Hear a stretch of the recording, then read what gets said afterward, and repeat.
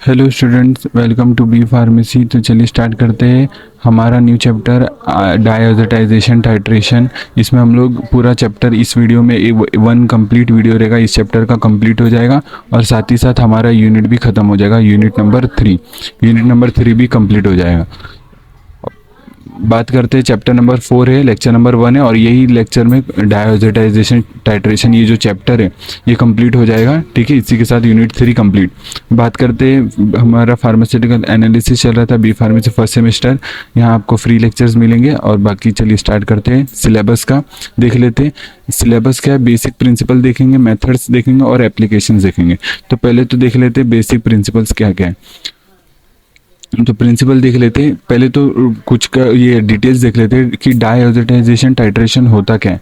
इसमें हम लोग पढ़ते क्या है, इसमें डायज़ोटाइजेशन मतलब मतलब एक कंपाउंड बनता है, डाइजोनियम कंपाउंड। मतलब पहले क्या करते हैं हम लोग, जो प्राइमरी एरोमेटिक अमीन्स है उसके डिटर्मिनेशन के लिए ये यूज़ किया जाता है। ये चैप्टर बना है किसके लिए यूज़ होता है ये टाइट्रेशन, प्राइमरी एरोमेटिक अमीन्स के लिए। ये आपको याद रखना है कि ये टाइट्रेशन, ये जो चैप्टर है किसके लिए बना है, प्राइमरी एरोमेटिक अमीन्स के डिटर्मिनेशन के लिए बना है। ठीक है, तो ये वाला जो अमीन है उसको क्या करेंगे हम लोग, पहले तो रिएक्ट करेंगे सोडियम नाइट्राइड के साथ। सोडियम नाइट्राइड के साथ रिएक्ट करेंगे ये दोनों को।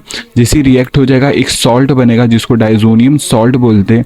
किसके प्रेजेंस में, एसिड HCl के प्रेजेंस में। एसिड के प्रेजेंस में ये सब काम हो रहा होता है, जहाँ प्राइमरी एरोमेटिक अमीन रिएक्ट कर रहा होता है सोडियम नाइट्राइड के साथ और एक सॉल्ट फॉर्म करता है in the presence of acid. अब ये किसने दिया था, पीटर ग्रिसिन्स ने दिया था। इसने इतने ईयर में, चाहो तो याद कर सकते हो नहीं तो चलेगा। बाकी आगे बढ़ते, reaction is carried out in the ice bath. ये क्यों करते हैं, क्योंकि टेम्परेचर कम से कम रहे। टेम्परेचर कितना रहे, 0 degree Celsius to 5 degree Celsius. ये टेम्परेचर मेंटेन करने के लिए हम लोग आइस बाथ का यूज़ करते हैं। तो ठीक है, डायज़ोटाइजेशन टाइट्रेशन क्या होता है, इसमें हम लोग प्राइमरी एरोमेटिक अमीन्स को रिएक्ट करवाते हैं सोडियम नाइट्राइड के साथ in acidic medium to form diazonium salt. Clear है, ठीक है, चलिए आगे बढ़ते हैं। फिर ये वाला डायग्राम, ये बस ऐसी डायग्राम देख लो कि लगभग ऐसे ही होता है डाइजोनियम टाइट्रेशन। ठीक है, इसका डिटेल मत जाना, आगे बढ़ते। प्रिंसिपल क्या होता है, प्रिंसिपल देख लेते हैं। प्रिंसिपल क्या है, इसमें जो प्राइमरी एरोमेटिक अमीन है सैंपल का, वो रिएक्ट करता है ये सोडियम नाइट्राइड के साथ रिएक्ट करके एसिडिक मीडियम में एक फॉर्म करता है सॉल्ट जिसका नाम है डाइजोनियम सॉल्ट। अब कैसे होता है, 2 स्टेप रिएक्शन है, चलिए देखते हैं 2 स्टेप रिएक्शंस। इसमें हम लोग पढ़ेंगे जो सोडियम नाइट्राइट, ठीक है, ये T nitride, sodium nitride react करेगा हाइड्रोक्लोरिक एसिड के साथ। पहला स्टेप बता रहा हूँ, यहाँ पर सोडियम नाइट्राइड रिएक्ट करेगा हाइड्रोक्लोरिक एसिड के साथ और एक नाइट्रस एसिड फॉर्म होएगा, नाइट्रस एसिड। और ये नाइट्रस एसिड क्या करेगा, ये जो प्राइमरी एरोमेटिक अमीन है इसके साथ रिएक्ट करके एक सॉल्ट फॉर्म करेगा जिसको बोलते हैं डाइजोनियम सॉल्ट।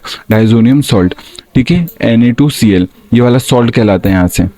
ठीक है, तो ये 2 स्टेप रिएक्शन वापस से देख लेते हैं। सोडियम नाइट्राइड को रिएक्ट करेंगे हाइड्रोक्लोरिक एसिड के साथ और एक ये नाइट्रस एसिड फॉर्म होगा। ये नाइट्रस एसिड क्या करेगा, प्राइमरी एरोमेटिक अमीन के साथ रिएक्ट करके क्या फॉर्म करेगा, डाइजोनियम सॉल्ट। ये वाला, ये रहा इसका स्ट्रक्चर। ठीक है, तो आगे बढ़ते। ठीक है, 2 स्टेप रिएक्शन था। अब चलिए रफ डायग्राम देखोगे तो हम लोग ब्यूरेट के ऊपर में क्या लेते हैं, ये सोडियम नाइट्राइड लेते हैं और नीचे HCl और प्राइमरी एरोमेटिक अमीन लेते हैं। और जैसे इन दोनों का रिएक्शन होता है हम लोग को पता है क्या बनता है, दैट इज डाइजोनियम सॉल्ट बनता है। ठीक है, एसिडिक कंडीशन याद रखना है, वेरी इंपॉर्टेंट, इसको मार्क कर लो। ठीक है, ये एसिडिक कंडीशन याद रखना है। ठीक है, इंपॉर्टेंट है, एसिडिक मीडियम बहुत इंपॉर्टेंट है, याद रखना है, क्वेश्चन पूछ सकते हैं। अब बात करते हैं आगे थियोरी। बात करते हैं थियोरी की। थियोरी में क्या करेंगे, इसमें हम लोग जो फर्स्ट रिएक्शन, अभी थियोरी जो रिएक्शन हम लोगों ने बताया अभी ये, इसको बस थियोरी की फॉर्म में लिख दिया है यहाँ पर। फर्स्ट रिएक्शन में क्या होता है, सोडियम नाइट्राइड हाइड्रोक्लोरिक एसिड के साथ रिएक्ट करके क्या बनाता है, नाइट्रस एसिड। और ये नाइट्रस एसिड किसके साथ रिएक्ट करता है, प्राइमरी एरोमेटिक अमीन के साथ रिएक्ट करके डाइजोनियम सॉल्ट फॉर्म कर देता है। ठीक है, चलिए बस सिंपल है, वही जो बता दिया बस उसको यहाँ पर लिख दिया गया है। अब बात करते हैं अभी एंड पॉइंट हम लोग इसमें कैसे पता करेंगे, दो चीज़ों से पता करेंगे। एक तो एक्सटर्नल इंडिकेटर का इस्तेमाल करके पता करेंगे या फिर पोटेंशियोमेट्रिकली ये इंडिकेटर का इस्तेमाल करें, मतलब पोटेंशियोमीटर इंस्ट्रूमेंट यहाँ यूज़ किया जाता है, indicator as a indicator use किया जाता है एंड पॉइंट को डिटरमाइन करने के लिए। पर इसको ज़्यादा डिटेल नहीं जाना है।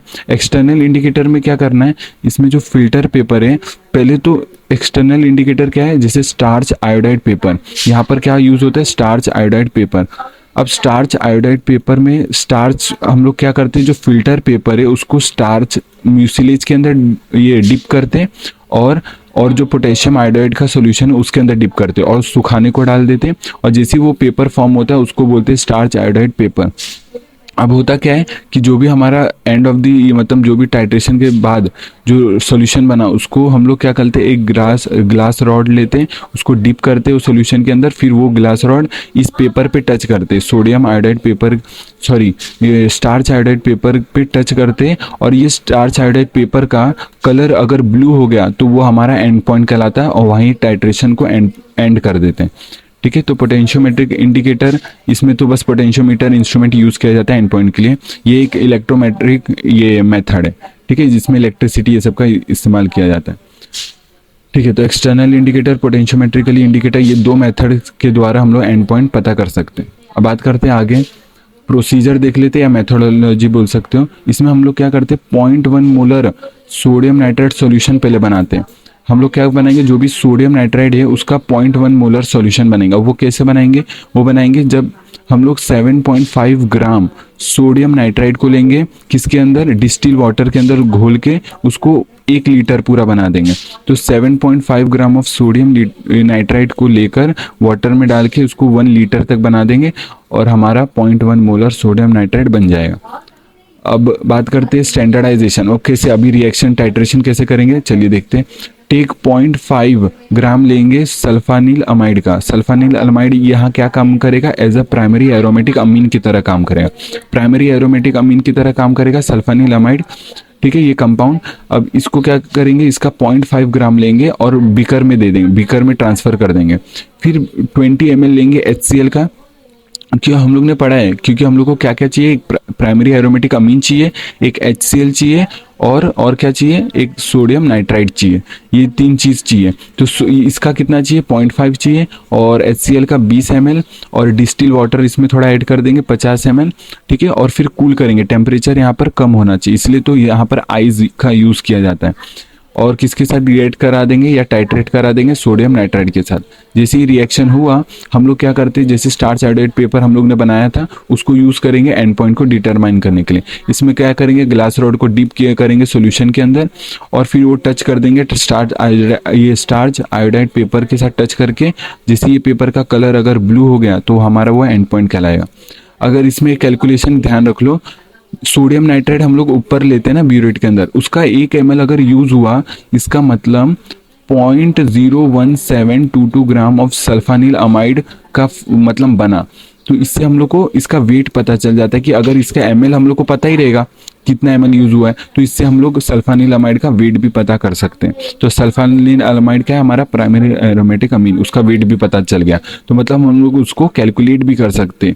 तो ये वाले फॉर्मूले के थ्रू हम लोग कैलकुलेट कर सकते हैं, ठीक है। याद करना चाहो तो याद कर सकते हो, लिख के याद करोगे तो याद हो जाएगा। बात करते हैं नेक्स्ट की एप्लीकेशंस। अब एप्लीकेशंस देखते क्या है, एप्लीकेशन क्या है, used in the determination of primary aromatic amines and sulpha groups. जो भी सल्फा ग्रुप्स हो गए, प्राइमरी एरोमेटिक अमीन्स हो गए, उन सब के डिटर्मिनेशन में ये काम आता है डायआज़ोटाइजेशन टाइट्रेशन। इसमें हम लोग क्या करते हैं, सल्फानिल अमाइड और क्या यूज़ करते हैं, प्रोकेन हाइड्रोक्लोराइड और सल्फानिल अमाइड, ये 2 सल्फा ग्रुप्स के एग्जांपल है। तो ये सब के क्या करते हैं, डिटर्मिनेशन में हेल्प करता है ये चैप्टर, मतलब डायआज़ोटाइजेशन टाइट्रेशन। अब बात करते हैं डिसएडवांटेजेस, देख लेते क्या है डिसएडवांटेजेस क्या है। ये चैप्टर छोटा है, बस ये आखिरी टॉपिक है। डिसएडवांटेजेस क्या है, ये हम लोग क्या करते हैं, ये स्लोअर रिएक्शन है, थोड़ा स्लोअर है। फिर इसको टेम्परेचर कम चाहिए रहता है, मतलब टेम्परेचर कंडीशन बहुत ज़्यादा ये रिक्वायर्ड है इसको मेंटेन करने के लिए, क्योंकि ये लो टेम्परेचर पे होता है। फिर हम लोग एंड पॉइंट को डिटरमाइन करेंगे, वो बहुत डिफिकल्ट होता है। मतलब एंड पॉइंट को डिटेक्शन, जो हम लोग बोल रहे हैं एंड पॉइंट को डिटरमाइन करना ब्लू कलर में चाहिए, वो डिफिकल्ट है। तो 2-4 पॉइंट आप खुद से भी लिख सकते हो कि डिसएडवांटेजेस क्या है, चाहो तो ये लिखो या फिर नहीं भी लिख सकते हो, चलेगा। तो रिलेटिवली स्लोअर है, required maintain temperature condition maintain होना चाहिए यहाँ पर, और जो एंड पॉइंट का डिटर्मिनेशन है वो थोड़ा डिफिकल्ट है। तो ये कारण के वर्ष ये क्या है, डिसएडवांटेजेस इसका है। मतलब चाहो तो लिखो, नहीं तो मत लिखो, चलेगा। ठीक है, तो रिवाइज कर लेते पूरा लेक्चर। तो ये हमारा डायऑक्साइडाइजेशन टाइट्रेशन है, डायऑक्साइडाइजेशन टाइट्रेशन फार्मास्यूटिकल एनालिसिस चल रहा है। ये एक वन शॉट वीडियो है जिसमें हम लोग डायऑक्साइडाइजेशन कंप्लीट करेंगे। छोटा सा चैप्टर है, स्टार्ट करते हैं यूनिट 3 का लास्ट चैप्टर है, 4th चैप्टर। अब बात करते हैं सिलेबस की, इसमें हम लोग वही बेसिक प्रिंसिपल के बारे में बात करेंगे। तो चलिए स्टार्ट करते हैं डायऑक्साइडाइजेशन टाइट्रेशन। इसमें हम लोग शॉर्ट में बता देता हूँ, इसमें हम लोग जो प्राइमरी एरोमेटिक अमीन से, जो प्राइमरी एरोमेटिक अमीन है उसको सोडियम नाइट्राइड के साथ रिएक्ट करके एसिडिक मीडियम में एक सॉल्ट फॉर्म करवाते हैं, डायजोनियम सॉल्ट। ठीक है, ये वाला डायजोनियम सॉल्ट। कैसे रिएक्शन होते हैं, 2 स्टेप में रिएक्शन होता है, जहाँ पर सोडियम नाइट्राइड पहले तो रिएक्ट करेगा हाइड्रोक्लोरिक एसिड के साथ और नाइट्रस एसिड फॉर्म करेगा। ये नाइट्रस एसिड और HCl मिल करके क्या बनाएंगे, प्राइमरी एरोमेटिक अमीन के साथ डायजोनियम सॉल्ट। ठीक है, ये समझा। चलिए अब ये देखते हो डायग्राम, ये बना के आ सकते हो, ये आप अच्छे से बनाना, एग्जाम में ये रफ डायग्राम बना के आना। ठीक है, डायग्राम इंपॉर्टेंट है। बाकी थ्योरी की बात करूँ, थ्योरी में वही जो बताया वही है चीज़। और फिर एंड पॉइंट में बात करूँ, एक्सटर्नल इंडिकेटर ज़्यादा यूज़ किया जाता है, जहाँ पर स्टार्च आयोडाइड पेपर ये, और ये बनाते कैसे यहाँ लिखा है, स्टार्च में डिप करते और पोटेशियम आयोडाइड में डिप करते फिल्टर पेपर को। तो स्टार्च आयोडाइड पेपर बन गया। अब इसको यूज़ करेंगे एज अ इंडिकेटर, जहाँ पर ये अगर सॉल्यूशन में डिप किया और उसका कलर ब्लू हो गया, पेपर का कलर ब्लू हो गया, तो हमारा एंड पॉइंट पता चलेगा, टाइट्रेशन वहीं स्टॉप कर देंगे। और दूसरा है पोटेंशियोमेट्रिक इंस्ट्रूमेंट, यहाँ पर यूज़ किया जाता है इंडिकेटर के तौर पे। बाकी ठीक है, इसका डिटेल नहीं पढ़ना उतना। बाकी प्रोसीजर की बात करूँ तो इसमें 0.5 मोलर सोडियम नाइट्राइड सॉल्यूशन बनाने का होता है। आप देख सकते हो यहाँ पर इसका मेथड है बनाने का। जैसे 0.1 मोलर बन गया सोडियम, किसका, सोडियम नाइट्राइड का बन गया 0.1 मोलर। फिर हम लोग क्या करेंगे, 0.5 ग्राम सल्फानिल अमाइड का लेंगे, जो कि हमारा प्राइमरी एरोमेटिक अमीन है, वो ले लेंगे 0.5 ग्राम। 20 ml HCl लेंगे, 50 ml डिस्टिल वाटर लेंगे, ये सबको मिलाकर और उसमें आइस डाल देंगे 25 ग्राम, जिससे टेम्परेचर कम से कम रहे। और फिर क्या करेंगे, उसको टाइट्रेट करा देंगे NaNO2 मीन्स सोडियम नाइट्राइड के साथ। टाइट्रेट करवा के क्या करेंगे, जो भी स्टार्च आयोडाइड पेपर इंडिकेटर के तौर पे यूज़ करके जैसे ब्लू कलर हो गया, वो हमारा एंड पॉइंट कहलाएगा, वहीं पर रिएक्शन स्टॉप कर देंगे। और फिर देखेंगे कि कितना ml हमारा यूज़ हुआ सोडियम नाइट्राइड का, और उससे हम पता करेंगे कि कितना वेट है हमारा सल्फानिल अमाइड का। उससे पता चल गया, कैलकुलेट कर गया वेट, या फिर अमाउंट बोल सकते हो, अमाउंट पता चल गया सल्फानिल अमाइड का। तो यहाँ से हम कैलकुलेट भी कर सकते हैं, क्योंकि 1 ml इसके इतने बराबर होता है। बात करते हैं एप्लीकेशन की, तो प्राइमरी एरोमेटिक अमीन्स और सल्फा ग्रुप्स के डिटर्मिनेशंस में काम आता है। बात करते हैं डिसएडवांटेजेस की, ये स्लोअर रिएक्शन होता है, टेम्परेचर मेंटेन करना पड़ता है इसमें, और एंड पॉइंट का डिटर्मिनेशन भी बहुत डिफिकल्ट है। तो ये 2-4 पॉइंट है बेसिक्स के, तो आप याद कर सकते हो। चाहे जो पॉइंट याद नहीं हो रहे या समझ नहीं आए तो आप कमेंट बोल दो, मैं आपको नेक्स्ट वीडियो में उस चीज़ का वीडियो बना के समझा दूंगा अच्छे से। अगर समझा है तो अच्छी बात है, नहीं समझा तो आप कमेंट कर सकते हो, मैं आपको बता दूंगा नेक्स्ट वीडियो में। बाकी वीडियो कैसे लगा कमेंट कर देना। तब तक के लिए टेक केयर, जय हिंद जय भारत, बाय। मिलते हैं नेक्स्ट वीडियो में नए सब्जेक्ट के साथ, नए यूनिट के साथ। तब तक के लिए टेक केयर, जय हिंद जय भारत, बाय।